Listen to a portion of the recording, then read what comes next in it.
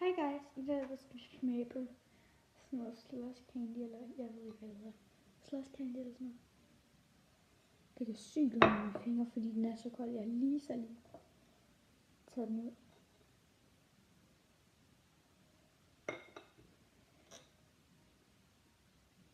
Jeg skal også lige have kroppen af.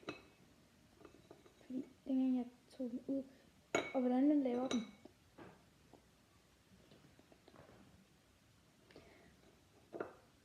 Du tager bare noget Faxe Kondi ned i sådan noget vand, eller Sprite, eller hvad.